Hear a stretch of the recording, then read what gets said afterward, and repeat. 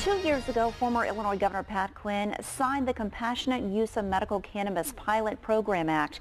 More than 20,000 people have completed applications for medical marijuana as of this month. Now, the application process might be overwhelming for those new to the program, which is why KHQA and our own Michael Pilarchi are working for you on 7 tips you should know when applying for that program. So, Michael, with this being a new program in Illinois, still kind of getting off the ground, who are the people that can apply for this card? Ross, Raja, it has to be someone who suffers from a long list of symptoms or diseases issued by the Illinois Department of Public Health. Now, even if a person does qualify, there are certain steps before they can use medical cannabis. Maybe, cancer that I just told you. 2 of many long lists of severe conditions in which medical cannabis can help treat. Tip 1 when applying for a medical cannabis card is to be diagnosed by your physician of the qualified medical conditions. A few common conditions are cancer, Parkinson's disease, muscular dystrophy, and multiple sclerosis.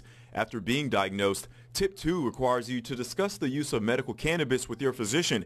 If he or she recommends it, Tip 3 is the application process, which is an important step. Those needs to be filled out. There's a physician section on it that needs to be filled out and submitted to the state. Your physician must complete and mail the form to the Department of Public Health.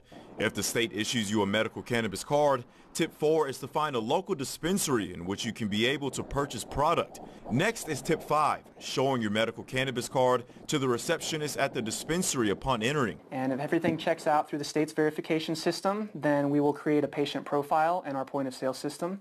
Herbal Remedies dispensary manager Andy Schnock says patients will also have to abide by dispensary procedures.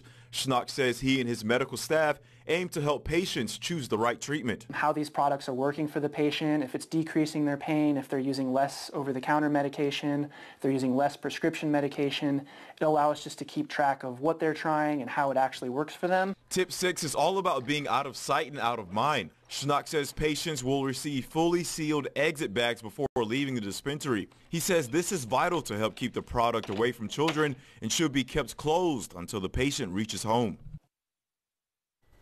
And tip number 7 is to call the number on your screen if you have any further questions about the medical cannabis application process, or visit KHQA.com for local help. Reporting in the studio, Michael Pilarchi, KHQA News.